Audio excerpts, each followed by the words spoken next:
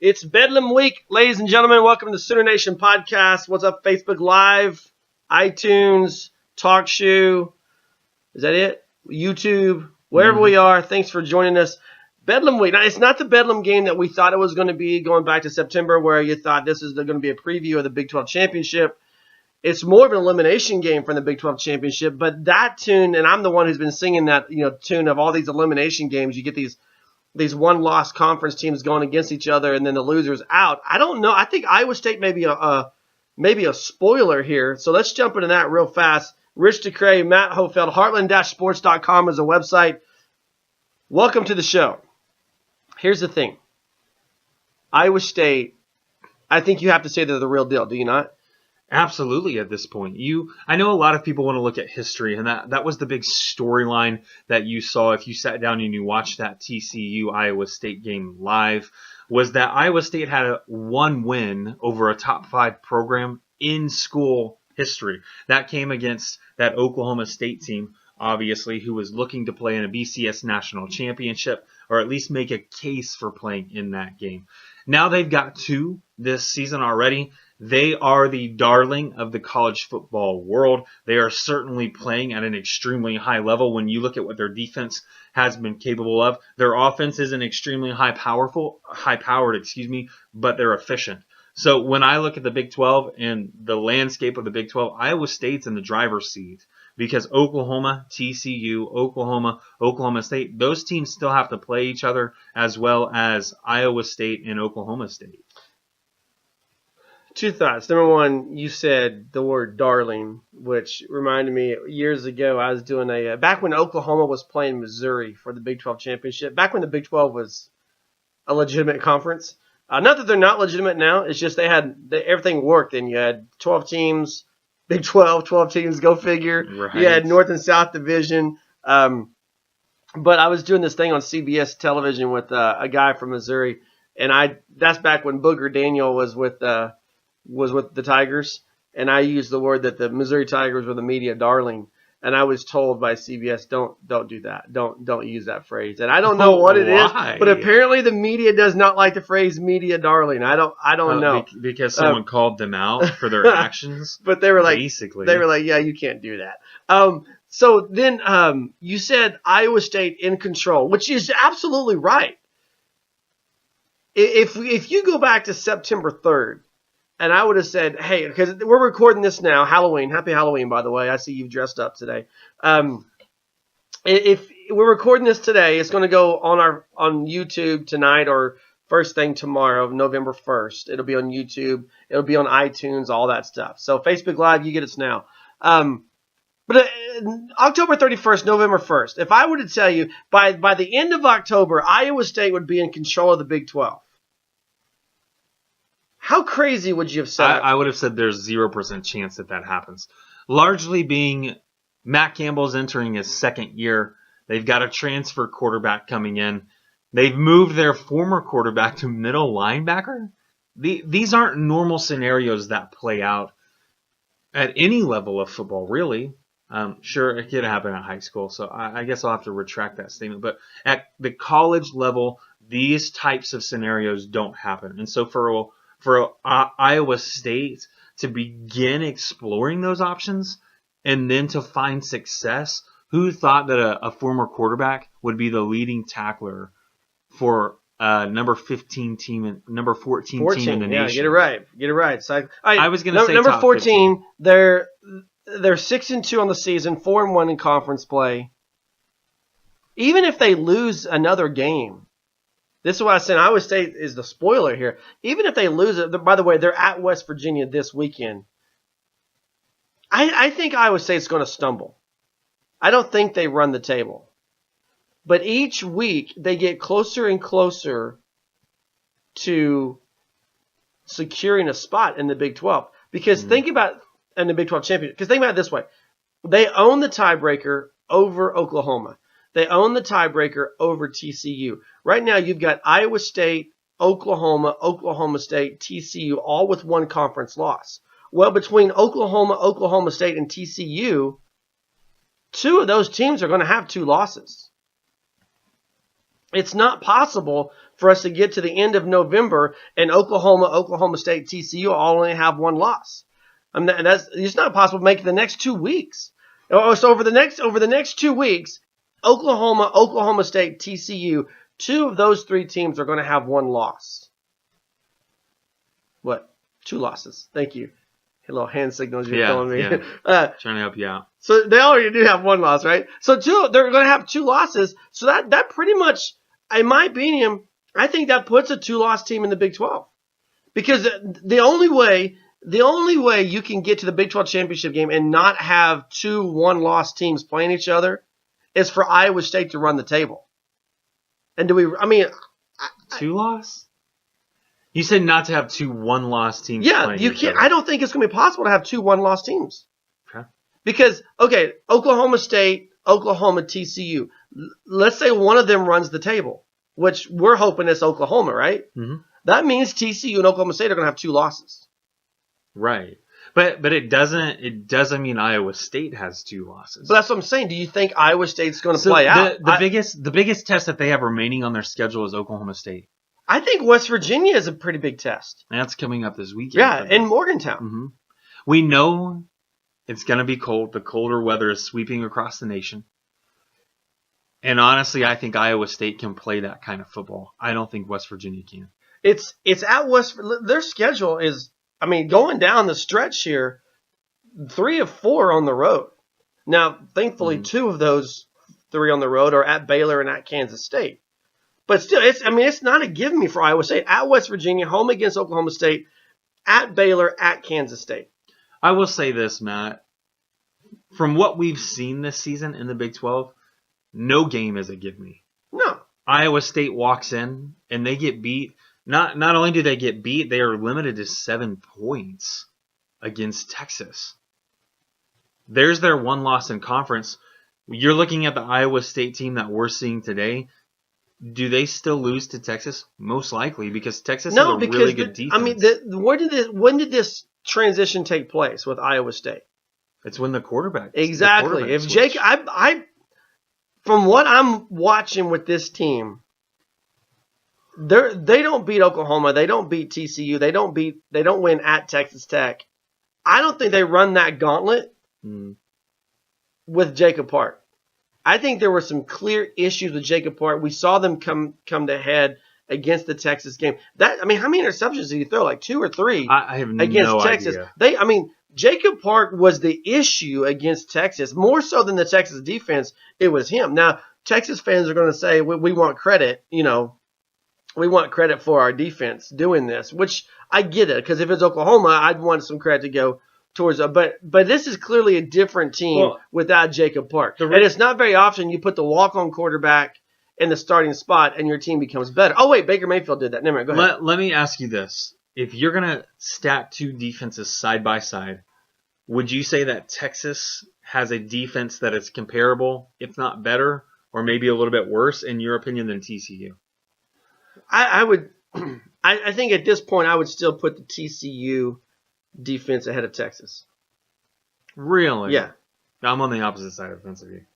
We're gonna have to agree to disagree there. And I was gonna make the point to say that if you're gonna say that they're at least comparable, why would a TCU team that gave up 14 points, it's still not enough to beat Texas scoring 17 against Iowa State. So anyway, the argument is moot because you don't see them as comparable. I misjudged you, man. Misjudged you. I think Texas is physical. That's where that's kind of their bread and butter. They can also cover big receivers, which TCU proved to me they can't do. Let me say it this way: they can cover them, but they're going to be a lot of successes. They beat Oklahoma State, the best receiving corps in the country. And you're telling me they can't cover receivers? Big receivers. Big, tall receivers. Well, who can? That's why you want big, tall receivers. This is true. And I'm just saying that that's one of the glaring weaknesses of the TCU defense. I don't really see that with Iowa State. I don't see that as being... I don't see that with Texas either. I don't think you can say that's a glaring weakness. When you're talking about a mismatch, okay. I'm going to jump into this rabbit hole with you. How did Oklahoma score the winning touchdown against Texas? Oh, yeah, a big, tall receiver was wide open for 53 yards. Wide open's not a mismatch. That's blown assignments. No, you're comparing didn't apples cover. to oranges. No, I'm not. You're they telling didn't me, cover Mark Andrews. You sit here telling me that Texas can cover big, tall receivers, and I raise you a Mark Andrews. You're telling me that missed coverage, missed assignments is all of a sudden the same as a mismatch? No. You're telling me that Texas can cover receivers, and now you're making excuses for why they can't. I'm saying Texas can cover receivers. They've limited a lot of high-powered offenses in the Big 12 and given themselves a shot to win each and every game. They did it at USC. They did it in the Cotton Bowl. They've done it They did it against Oklahoma State as well, and those aren't big receivers. Can they cover guys? Absolutely. Can they limit the damage? Can they hinder these taller receivers? Absolutely they can, Matt. I'm just saying, They beat Iowa State. Well, they beat Iowa State with Jacob Park. With big receivers. TCU, 209.5 passing yards per game. Iowa State's giving up 220 passing yards per game. 1, 2, 3, 4, 5. Texas is fifth in the Big 12, 261 passing yards per game. I'll be waiting by the phone for your apology. You won't receive it. I'm sorry. The Longhorns have given up 10 touchdowns through the air this season. Iowa State has 10 interceptions. They've given up 13 touchdowns through the air. I mean, we were talking about TCU, weren't we? Mm-hmm. They've given up 10 as well. 8. Tell me, TCU leads the Big 12 in pass defense. Good for them. I'm just telling you. I'm telling you you're wrong. I'm telling you TCU's weakness is big receivers.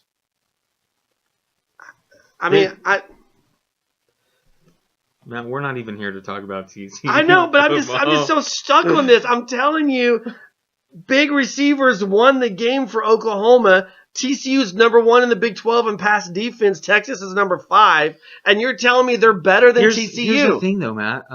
Let's take a quick gander at their schedules. TCU. Oh my gosh, you're not going to give up on this, are you? TCU granted. I pulled the glasses off, Richard. TCU granted they've played Oklahoma State. They played Arkansas too. Is Arkansas? Do they have the best receiving core in the nation? No, Oklahoma State does. I mean, Arkansas doesn't even have a winning schedule. They have a schedule or a record? Record. Okay. A winning record. Dude, you're wrong on this. I know. Who's online with us right now? Hey, can somebody who's online tell Richard he's loco in La Cabeza? Secondary to that, TCU, when they faced big receivers, they've lost. Iowa State. They haven't played Baylor yet. They'll have big receivers. I think that'll be a good test for them as well. Texas is coming up this weekend. We'll see how these defenses compare then for sure. But we got to talk about Oklahoma. No, I just got to. Because you said something wrong again. Did I? Yes.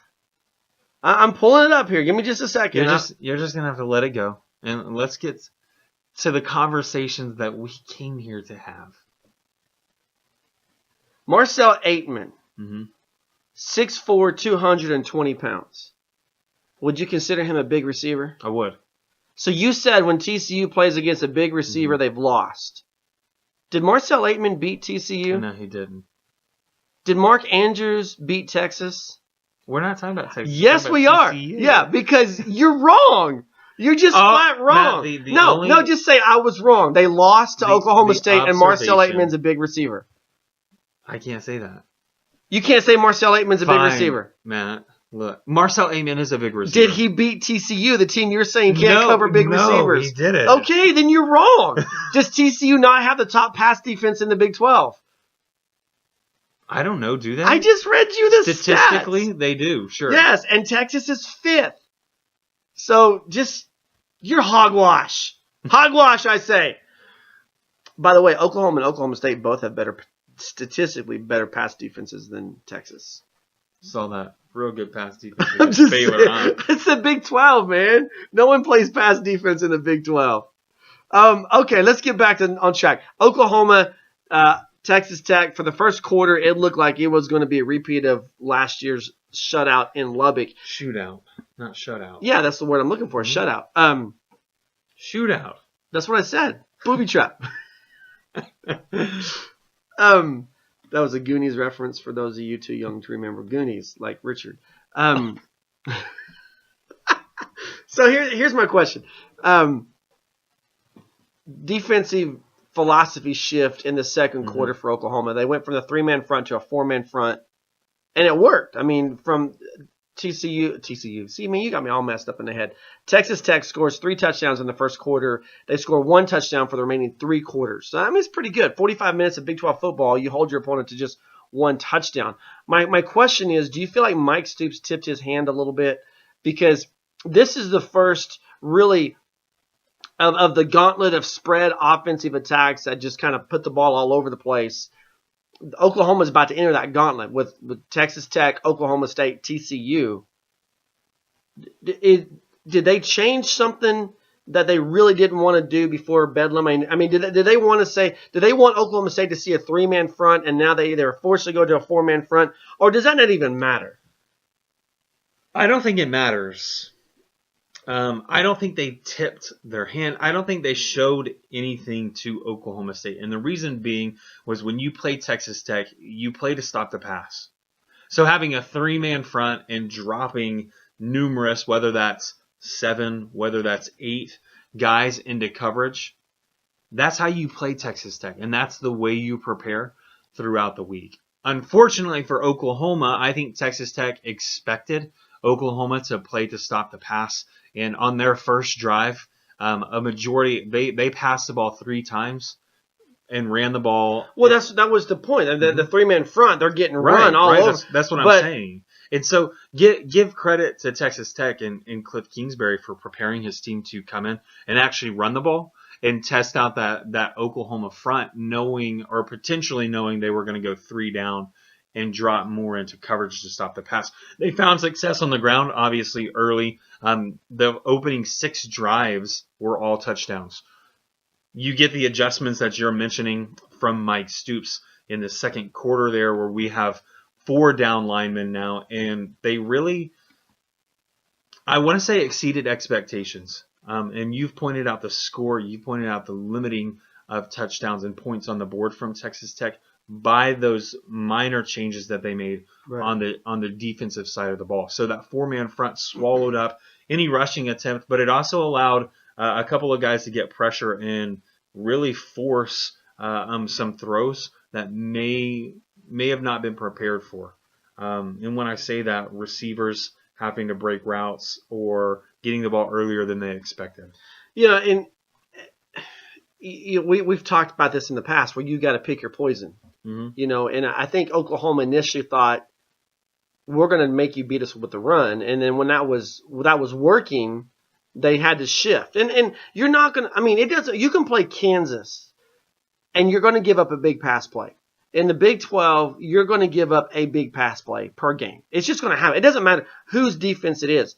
You're going to give up a big, Ohio State, they're talking about media darling. All of a sudden, Ohio State is, the guys I do radio with on Tuesdays and on Fox Radio, they were just talking about, they're towing the line. JT Barrett's the Heisman front runner now, and Ohio State, if they played Oklahoma right now, they would beat the Sooners. No, they would still lose. And I'm like, you know what? We've seen what Ohio State would do in the Big 12. We've seen it. And they gave up big pass plays. Mm-hmm. You can't play a Big 12 offense and not give up big pass plays. So that doesn't bother me. The thing that I look at, the stat I look at is points on the board. 3-4 defense put 20 points on the board. A 4-3 defense put 7. And so, I think what because again, Oklahoma State, they've got Justice Hill, whether he's concussed or not. They put him back in that game against West Virginia, and they actually put him back in at a critical moment. West Virginia had come back and stolen momentum with the block punt and the interception. And all of a sudden, the things are shifting, and Mike Gundy goes back to Justice Hill, which was needed. But you have to account for Justice Hill. And I think what Mike Stoops was hoping for is that they could stop the run with a 3-4 front. And then I really feel like regardless of what they did against Texas Tech, the plan was to put a 4-3 front against Oklahoma State all along. They just didn't want to show that. Now what they're going to have to do is they're going to have to do a 4-3 front, and they're going to have to disguise their blitzes and their zones a little bit more than what they would have had to do had they not used it Saturday night against Texas Tech. That's just my thought on it. Let me ask you this while we're focusing on the defense and kind of the switch to that 4-3 typical defense that you're used to seeing. What was your impression of Caleb Kelly and really his removal basically from the defensive scheme when they moved? Well, I think he was a liability. I mean, he's a young kid. Man's the same thing. I mean, they're young linebackers. There's not a lot of experience there, and I think you have to go with where dance with the one who brung you, so to speak, right? And they're getting moved by blockers, and they can't get off those blocks. I don't think they're going to be that way their entire career, but I think at this point, I think Caleb Kelly had some nice plays. But if you look at those run plays where Texas Tech's gashing Oklahoma initially, it's Caleb Kelly or man who are really at fault on those plays. Because going back to the schematics, when you go a 3-man front, then what you're doing is you're playing gap assignments. So your linebackers have a gap. Your 3 down linemen are supposed to take away. They're supposed to move that offensive guy one way, left or right. And so if I'm moving, if I'm the defensive tackle and you're the linebacker, and I'm moving the guy in front of me, if I'm moving the center to the right, to our right, then that means you've got that gap to the left, that A gap or the B gap, depending on where you are in that linebacker core. Well, they're not getting to those gaps because they can't shed blocks to get in there. And I think that's some of that is schematic, but a very little part of it's schematic. Most of it is them fundamentally being sound and them getting stronger. They're athletic and they're talented, but they're young. And what Oklahoma fans have to remember is that, Caleb Kelly came along in that Sugar Bowl and was a star, right? And they expected this season to be, and it's unfortunate because that happened with Trevor Knight as well. But the thing about it is, I think apples to oranges right there, because Caleb Kelly this is his first full season of college football. Right. And for man, it's his first season ever of college football. So you've got young guys in there who I believe are going to be stars, but they need more time in the weight room. They need more time. I mean, they're both playing tentatively because in this scheme, you have to, in a fraction of a second, you have to determine whether you've got run coverage or pass coverage. And some of that depends on what the tight end does. Some of that depends on what the backs out of the backfield do. And you've got to make that decision. And as they study film and as they pick up tendencies, they will get better at it. But the other area where they're going to get better is they're going to get in the strength and conditioning room. And these guys now, you look at their frame now, look at it again in 2 or 3 years, and they're going to be different people. Look at Mark Andrews. Mark Andrews is always tall, but you get a picture of Mark Andrews as a freshman and Mark Andrews now. They're 2 different people. Even look at Mark Andrews from last year to this year. Just what he's done with his body, what Schmitty has done with his body. There's a reason why Mark Andrews will be one of the top tight ends taken in the spring in the NFL draft. He's uber talented, but they look at how physically big and how impressive he is, and he's gonna be somebody in the NFL that the guy's gonna drool over because of his size. Follow-up question for you concerning the defense is when. By the way, Felix Herrera says you're crazy. That's okay. I'll take it. I'm just telling you. I'm reading Facebook here, and he says you're crazy. I don't believe that's there. No, it's right there. Look. I'll turn. Rich, you are crazy. That's fine. Here's the other thing. Again, you're wrong because you said you didn't believe it was there, and it was there. Fine, it's 2-1. I'm wrong.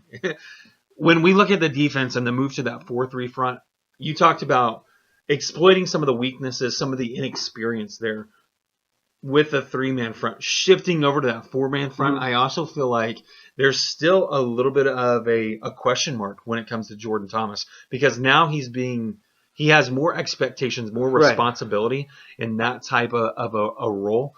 He doesn't have as much help, whether that's a safety covering over the top for him or someone covering underneath and a linebacker for him. Regardless, were you impressed with Jordan Thomas and the way that he played against Texas Tech? I hate picking on one kid in a win. Jordan Thomas's problem. You don't have to pick on him. Well, here's the thing: when I watch Jordan Thomas play, his issue is not covering. He got burnt the other night. He got beat just because he made a bad play. He turned his hips when he shouldn't have. But for the most part, his issue is not covering. His issue is playing the ball. And that's where Jordan Thomas gets that. Go back to Allen Lazard, that touchdown against Iowa State scores what essentially was the game-winning touchdown. Go back and look at that. Jordan Thomas is there. He's in position. He's in coverage. He's within an arm's reach where you want to be. You want to be within an arm's reach of your guy. The thing is, when your guy looks back, you don't look back. You look back when the hands come up. All right? That's when you look at when the hands are coming up, you make your break at that point. But when you look at that touchdown, Lazard has the ball in the hands, and then Thomas looks back. His struggle is playing the ball. And that's what's going to cost him money in the NFL. He's going to go in the NFL, but he's not going to go high because he struggles playing the ball. Now, every cornerback gets beat. He got beat on an in route and up. In and out, either in and up or out and up. Those dig routes, they're there specifically to be a corner. And he got beat. Every cornerback who's ever played the game has gotten beat on that. Every cornerback. I mean, you pick the greatest cornerback ever. Let's go with Deion Sanders, okay? The greatest cover cornerback ever. He will tell you, yeah, one time, and he'll probably remember it, the time I got beat on that route.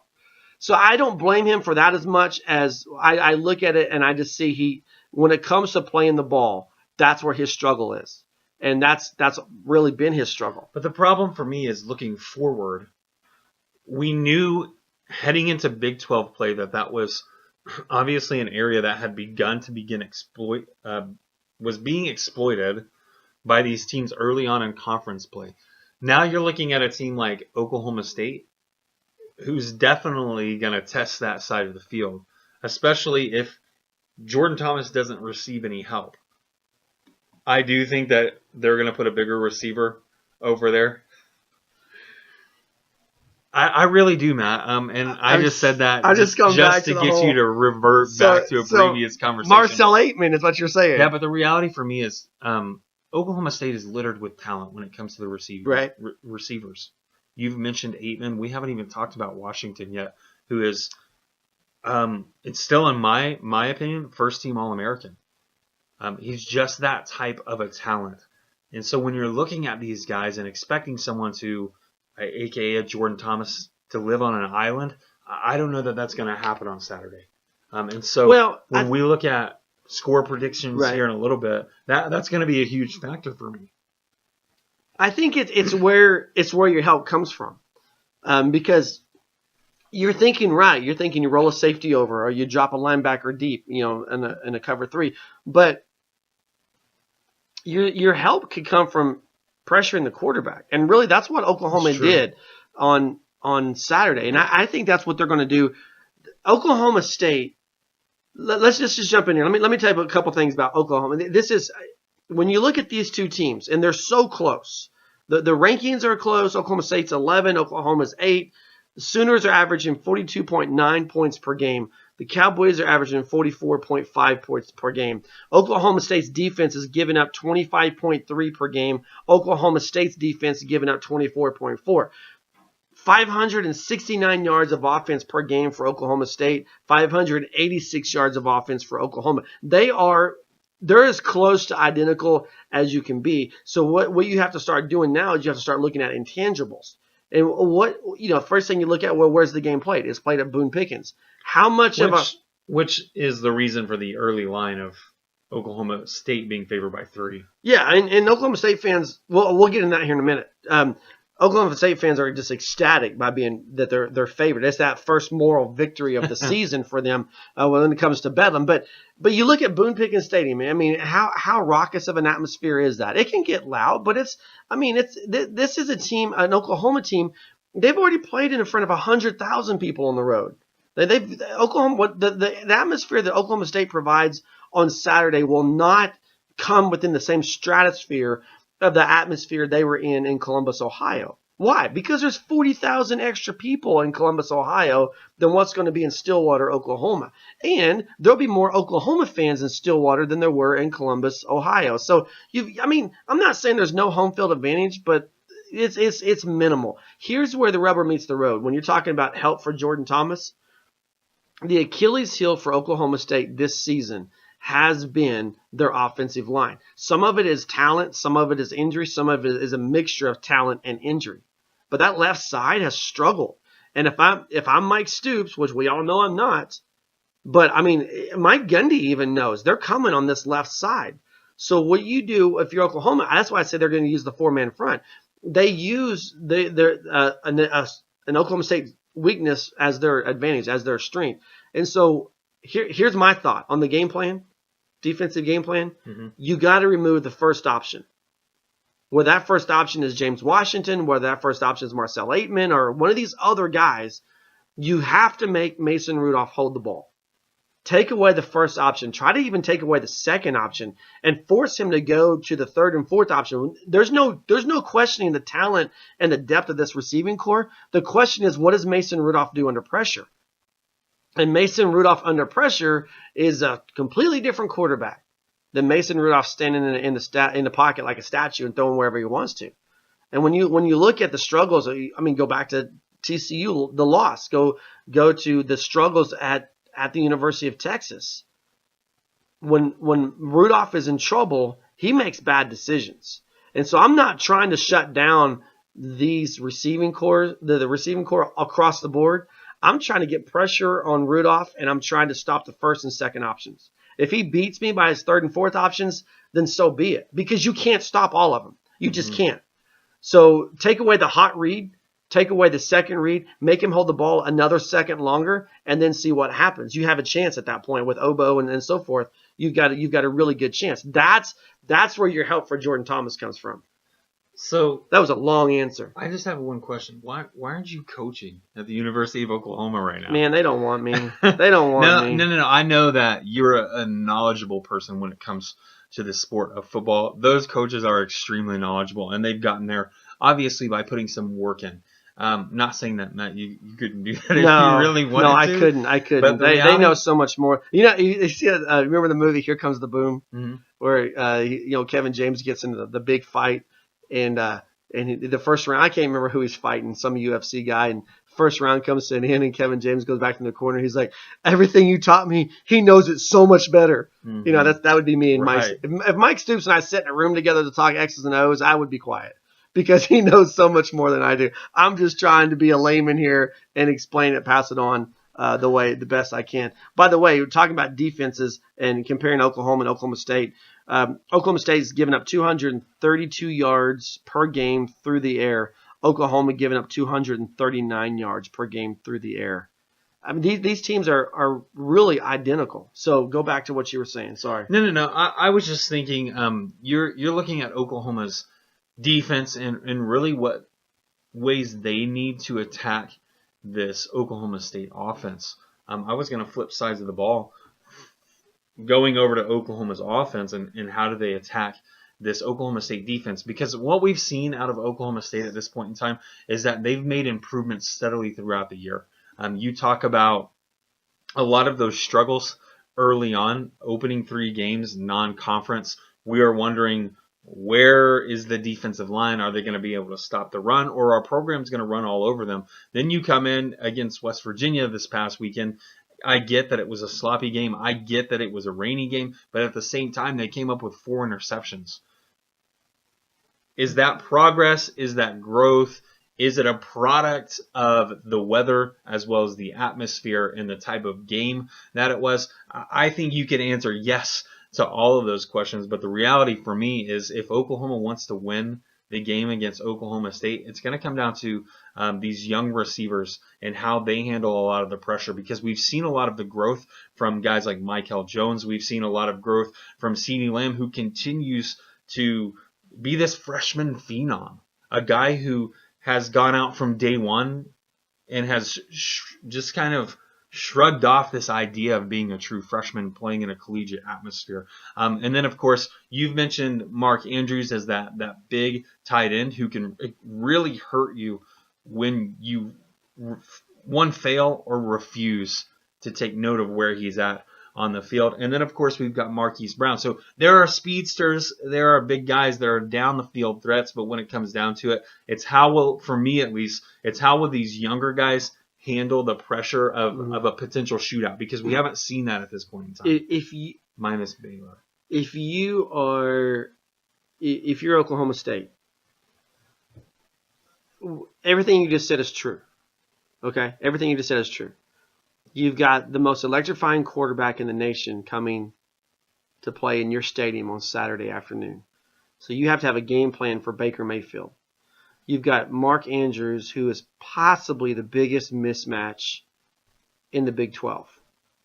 You've got CeeDee Lamb, who's a great physical possession type receiver.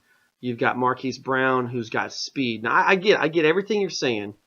And for a large extent, you can say the same thing about Oklahoma State. Now, I think I got to be careful here because I don't want to talk out both sides of my mouth. Because here's what I'm going to say. Baker Mayfield, to me, hands down, best player in America.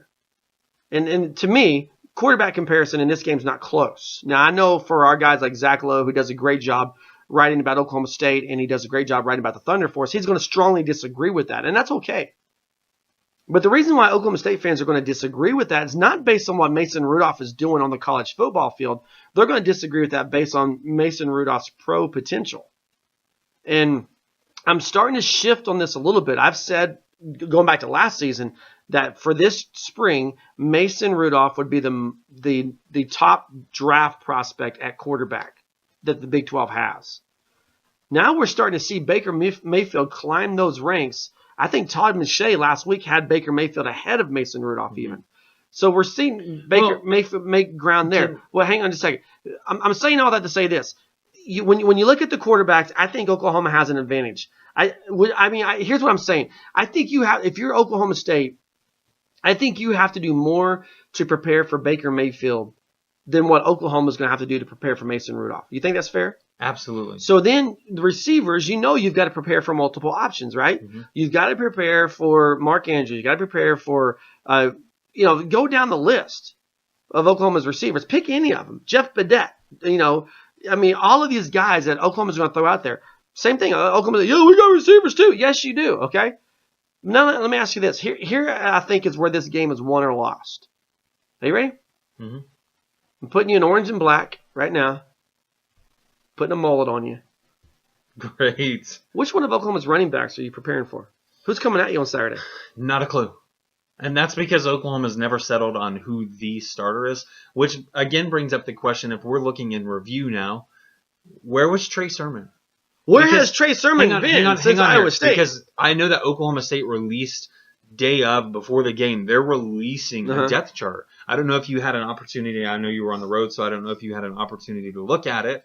But if you did and you looked at that running back position, it was the majority of the article I wrote because it listed Rodney Anderson or Trey Sermon. And Trey Sermon? I voiced an opinion, and I still hold this to be true. That opinion that I voiced in that article was, I don't know that Rodney Anderson is the best back, and that's based off of potential.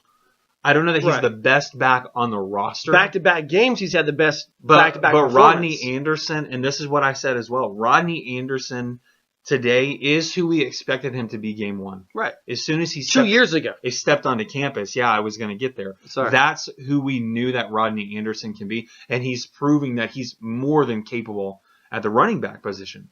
Most talented, I don't know that I can give him that, but he's running with a tenacity that we haven't seen from him ever in his career. And he's finding a lot of success because of that grit that he has. But again, when you're listed as an and or starter and then you don't play? Well, I think they know that's what they're getting. I think they know. Lincoln Riley has said it from game one. We're going to ride the hot hand. And for the last 2 weeks, the hot hand has been Rodney Anderson. Right, but absolutely. Part of that has been an injury to Abdul Adams. Maybe Trey Sermon's in the doghouse because we're seeing Sutton come back in there ahead of Trey Sermon. Whatever we don't know, this running back group does know. And what we don't know, I promise you, Mike Gundy doesn't know either. Because you've got a healthy Abdul Adams, you've got a surging Rodney Anderson, you've got a very dangerous Trey Sermon, And we've talked about the difference between these three backs. They all three are something different. And if you throw Sutton in there, well, all four of them are something different. If you're Mike Stoops, you're preparing for Justice Hill and J.D. King. And J.D. King, Justice Hill may be concussed. J.D. King has got what are you looking at? I'll tell you here in a second. You finish your thought. J.D. King's got a little bit of fumbleitis about him. But the options of what Oklahoma can do and will do with their backs is way, way different than what Oklahoma State has the ability to do. And that's why this Oklahoma offense has had the success that they've had, because Baker Mayfield's a great quarterback, but he's got so many weapons. And it's just a matter with this offensive line. I've said this and I believe it. They are the best at what they do. There's not a better offensive line, and even pushing it a little bit further, there is not a nastier offensive line than what Oklahoma has. These guys will tell you, I'm about to pancake you. I'm about to beat you into the ground. And then after they do it, they'll say, hey, it's just the first quarter, man. And they're going to talk. There was a scene the other night. I was in Springfield, Missouri, so I had to watch the game on TV from my hotel room. But there was a scene in that game where they're coming out of a break or whatever, and you know how the camera pans across, and it pans across the Oklahoma's offensive line. All five are talking trash. Every single one, as it goes across that offense, like you may go across and you see one or two players and you think, well, they're barking out calls. There's no way all five of them are barking out calls. They just knew they had that game in control. So you've got that stable of backs and you've got that offensive line. This game will be won or lost on Oklahoma's ability to run the football. Everything you said was right about Baker Mayfield. Everything you said was right about Oklahoma's receivers. But look at the last two Bedlam games. Where has Oklahoma made the biggest impact? It's been on the ground. Here's what I'm laughing at. Because you and I used the term darling earlier. You told me of an experience where you were, was it CBS? CBS, yeah. You were basically told not to use that. So I go over to CBSSports.com just because I'm curious to look at draft projections. And guess what's on their front page? Darling. Comparing NFL draft darling Josh Rosen and Jared Goff as college players. But you know what? Josh Rosen is a good example of darling because he's not as good as what they're propping him up to be. Couple quick things on Facebook. I just want you to know they've got Lamar Jackson going number 1. Well, Josh Rosen number 3. I don't disagree with Lamar Jackson. You're taking the guy on potential, not on what that, and that's the knock on Baker Mayfield. Is have we seen Baker Mayfield's ceiling? Most people say yes, but have we seen Lamar Jackson's ceiling? Have we seen Rosen's ceiling? Have we seen Darnold's ceiling? Have we seen Mason Rudolph's ceiling? And I don't think they have, and that's why those guys have, in the eyes of whatever exec, have more value because they've not yet reached their ceiling. All right, couple quick questions here. Joshua Hansen says on Facebook, do you think the Sooner defense can take lessons from the second half of Texas Tech and maybe stop OSU in the first quarter? I think they're going to try some things out and they're going to ride with what works. I mean, going back to the last two games, it was adjustments. They had to adjust at halftime against Kansas State. They adjusted in between the first and second quarter of Texas Tech. Oklahoma State's going to do things that will work. I don't think you can stop Oklahoma State. They're going to score points. But I think they're going to try to find ways. We'll tell that to Texas. Whether it's going to be blitz. Well, I could go down that same. Mike Gundy played that game to lose, not to win. I mean, not to lose that. He didn't want to lose that game, and so why do you run 50 plus times? I thought they played to lose that game. That's just my assessment, my opinion. But man, sorry, Joshua. We'll come back to you.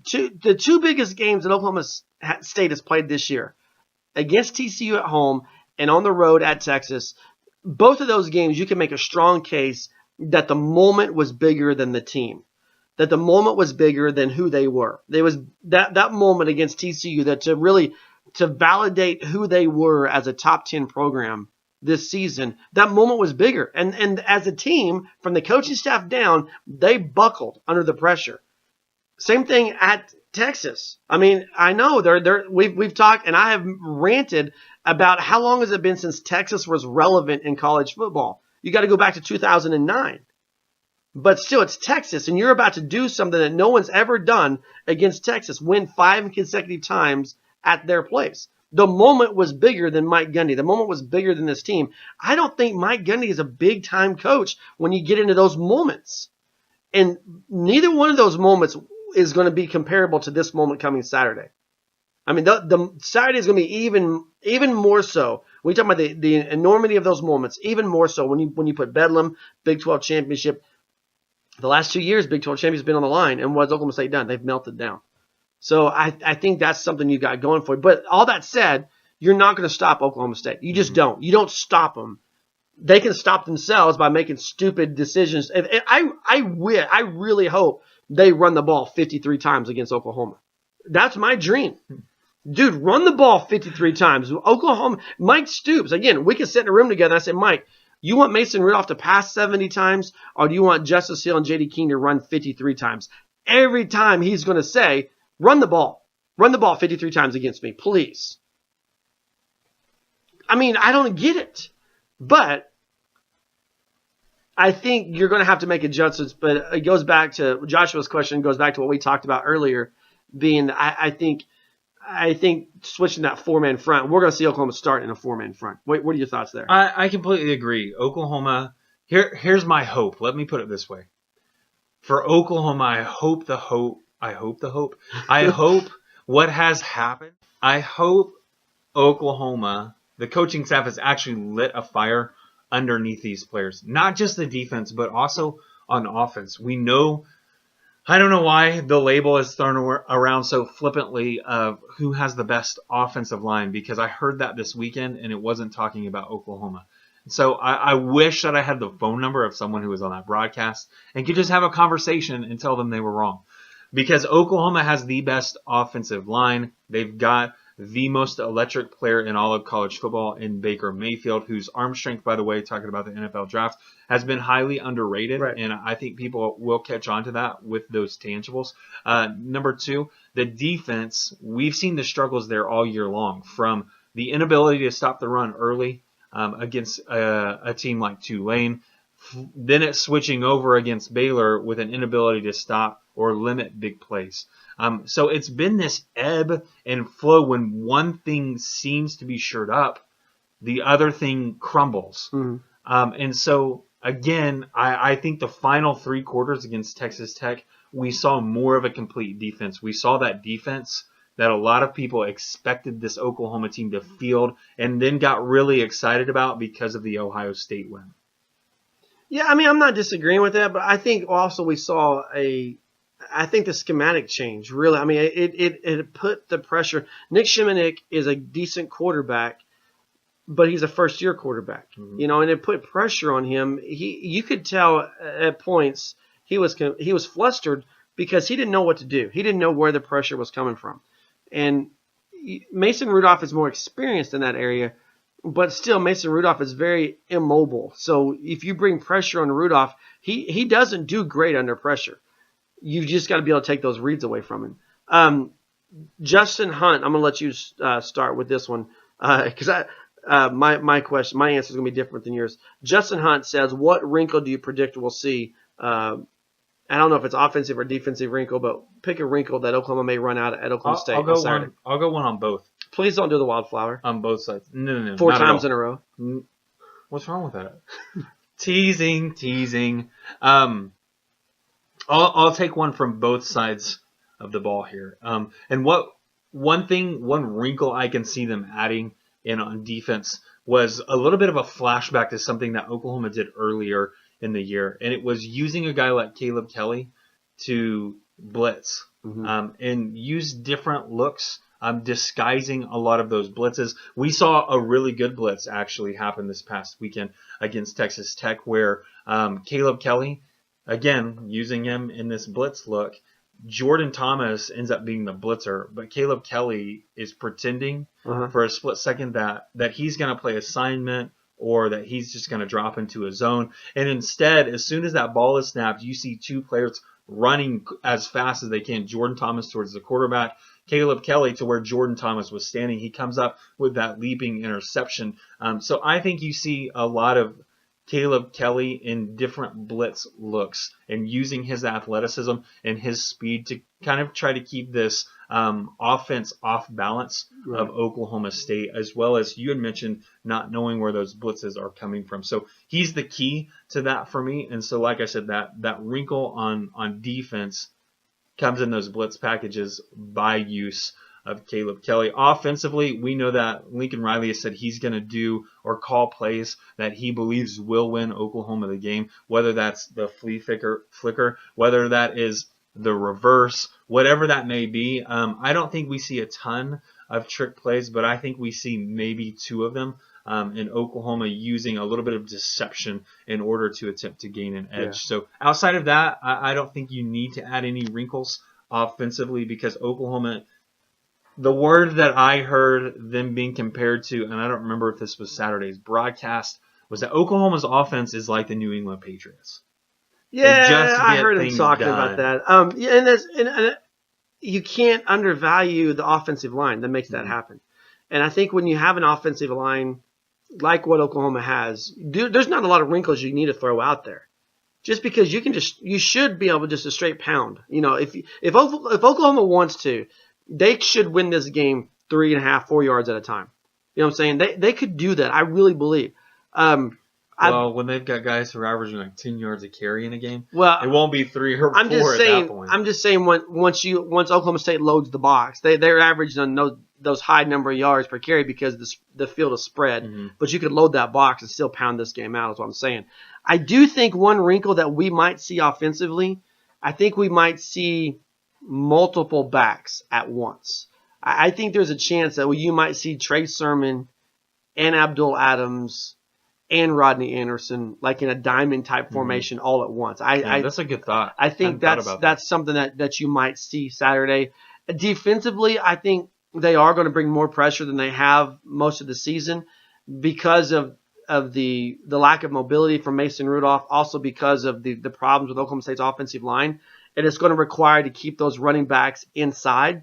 And so when you're bringing pressure consistently, you can't slip your running backs out because they've got to protect. And so you're removing some threats that way. But I think what you might see is you might see them blitz underneath Obo.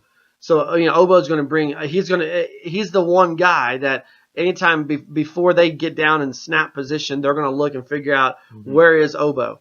And he's going to draw a double team. I would bet they put him on the right-hand side for most of the game because the left-hand side is going to be the weak point. And so we really want to try to blitz from that left-hand side. But I also bet that they're going to blitz underneath him. What I mean by that is Obo's going to draw a double team. And so when you get a double team, you bring a blitzer right underneath that double team. And I think you're probably going to see some of that. Outside of that, I really don't know, Justin. It's a good question, but we'll see on Saturday. Another thing about defenses, and I was just thinking about this as you were talking about the idea of bringing blitzers in. Does the idea that Oklahoma could be playing without Neville Gallimore scare you?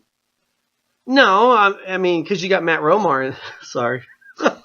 He was also unavailable. I couldn't finish it. No, I just, I've really been impressed with what Overton has done. Mm-hmm. There's other guys in there, but it just means that rotation is not going to be as deep as it is. But it doesn't mean that your quality.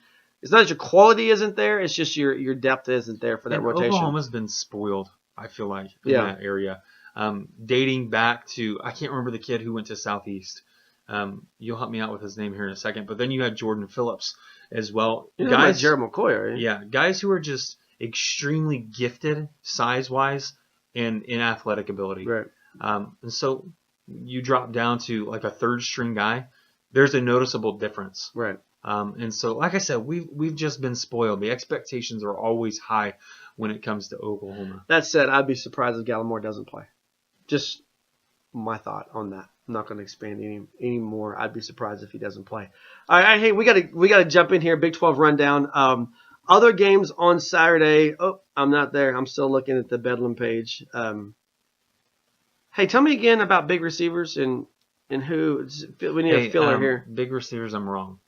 Apparently that's what I've been scripted to say. Apparently, I don't know who's writing your script, but all right, Baylor, Kansas. Baylor gets off the snide this Saturday, 11 a.m. in Lawrence, Kansas. Bears are 8-point favorites. Someone's got to get a first conference win this year. Well, it's not just going to be the first conference win. It's going to be the first win for Baylor. It's going to happen. Baylor, and there's going to be all kinds. They may even invite Kansas to come do the Oklahoma drill with them to celebrate afterwards. I don't know. Beatty is gone. You feel like at Kansas? Yeah. There's nothing to expand upon based upon the record, based upon the expectations. The idea of bringing in a coach is to win games. Mm-hmm. And when you don't do that, your job's always in jeopardy. That's the nature of the sport. Well, my friends in Kansas at Wichita brought up a great point this morning with David Beatty. You look what Matt Campbell's done in 2 years in Ames, Iowa. Yeah, I think that puts more pressure on Beatty. I mean, so I think Beatty's gone. Kansas State, Texas Tech, 11 a.m. kickoff in Lubbock. How much fight do the Red Raiders have left in them? Because they have the type of offense that could really kind of give Kansas State fits, but Kansas State has the type of offense that can grind it out, control the clock. Mm-hmm. Texas Tech's a 3.5-point favorite in this game. Give me your thoughts. I understand them being the favorite. They do have more consistency on offense than what we've seen out of Kansas State at this point in time. So what it's really going to come down to for me is, can Kansas State's defense perform at a level that we know or expected them to at the beginning of the season, specifically when it comes to that secondary. I think they've got the ability to stop the run early and often and not have to overcompensate by adding more players or stacking more players in the box. That's just the nature of a physical Bill Snyder Kansas State football program. And so I get them being the favorite. Is that one in Kansas State? No, it's in Lubbock. Okay. In Kansas State.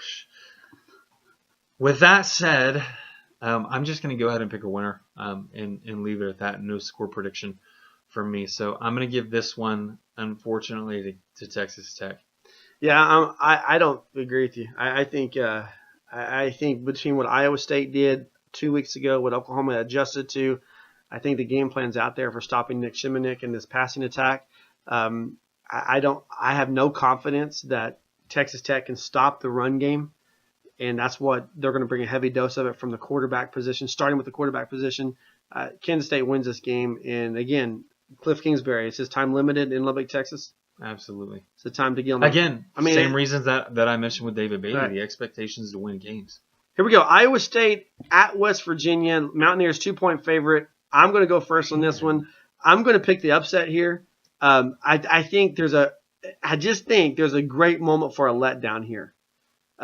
This team is on uncharted territory, all the way from I don't know. I can't remember if we talked about this on this podcast or not, but one of the things we talked about earlier was, when's the last time Iowa State had a football coach that other people wanted?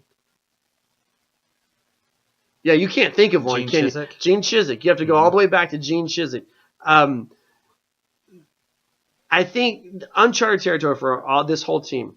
And can they hold it together? I don't think they can. I think they lose to the Mountaineers, close game, but I think the magic carpet ride comes crashing down. I'm calling for the upset in Morgantown. I'm on the opposite end. Right. Here, Iowa State has a lot of momentum right now. Yeah, they do. And we're heading into November.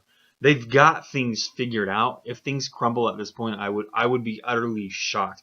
That's not to say Iowa State isn't beatable. I do think that any team in the Big 12, as it's been proven, is beatable. But playing complementary football gives you an edge regardless of the score. That's why we're seeing these 14-7 victories against top-ranked programs, a.k.a. TCU. So, again, I just think with the momentum that has built, with the expectation of just becoming bowl eligible, the sky's the limit now because they're bowl eligible. Yeah. Everything from here is gravy. So, again, I don't think there's any pressure on them to win any more games. They're going to come in and they're going to get right down to business, and they're going to win this one as well. All right, we're opposite sides of the fence there. Nightcap in the Big 12 on ESPN, Texas at TCU. The Horned Frogs number 10 this week. They go from being the top-ranked team in the conference to being number 10, just ahead of Oklahoma State, just behind Oklahoma. Texas 4-4, the two more wins, and they're bowl eligible. TCU 7-1. I mean, I don't know, because TCU is going to come to Norman the next week. They're coming off of a loss. Norman's ahead of them. Is this a trap game for TCU? I don't think so. Because they don't have tall, athletic receivers, so Texas is Right. not going to have a chance. No, I don't think Texas has a capable quarterback to win. Hey, this no, game. I mean they switched quarterbacks last week. I know they did. So I know they did. But again, I still don't have confidence in Buechele running the show. all right, so you're going Horned Frogs all the way. I am going Horned Frogs. And, Yeah, me too. Kenny Hill had some for this season alone, not entire body of work. This season alone, Kenny Hill had some very uncharacteristic mistakes. He kind of came crashing back down to earth and riding this high, this maturity level that everyone talked about, Right. kind of disappeared when TCU was under pressure and in the red zone. Texas is going to challenge them. I do believe that. But TCU, balanced attack, it will win the day. Yeah, the balance, you hit on the head there with balance. Okay, here we go. Bedlam, Fox Sports 1, 3 o'clock kickoff, Boone Pickens Stadium. You want to go first? On a score prediction? Yeah. Heck no. All right, I got 49-42 Whoa. Oklahoma. 49-42 Sooners. I think it's high scoring. I actually think this could be a game where, surprise, surprise, Oklahoma can get a comfortable lead and then see it begin to etch away with Oklahoma State. But I think at the end of the day, just too much talent across the board. Great set of receivers for Oklahoma State, but a great offense for Oklahoma. And I think that's too much to handle for the Cowboys defense. 49-42, Sooners win this game. Cowboys don't cover the 3-point spread. See, the X factor for me is turnovers in this game. And that goes Oklahoma's favor. Does it? Yeah. Will it? Yeah. Again, X factor for me, turnovers. Who can create the most turnovers? If that's just 1-0, you've got to win the turnover margin here. I think that'll be the deciding factor in this game because they are two explosive offenses. I think they can score it well. I do agree with you. It'll be a high-scoring game. I'm not going to go quite as high as you have at this point, and I'm saying Oklahoma wins this one in a narrow victory, 42-38. 42-38. One thing we didn't talk about as we close out the podcast, by the way, thanks you guys are participating on Facebook Live. If you guys have questions you want to add to the conversation, keep it going. Facebook, Heartland Sports on Facebook. Our website, heartland-sports.com, will be posted on Wednesday. Also, iTunes, you can pick up the podcast there. One thing we didn't talk about was Matt Amendola and the kicking problems at Oklahoma State. That could be a factor as well. That's true. Capitalizing on opportunities. All right. He's Rich. I'm Matt. Heartland-sports.com is the website. Thanks for losing. Thanks for listening. Have a great week, and we'll be back. Oh, next week, man. Programming note. No Sooner Nation podcast next week because one of the guys at this table is traveling out of the country. This one right here. And we won't be able to record, but we'll try to get something up, but it won't be the two of us together. All right, have a great week. Enjoy the game. Bedlam is upon us. Time has come when I'll be gone. I'm the great unknown.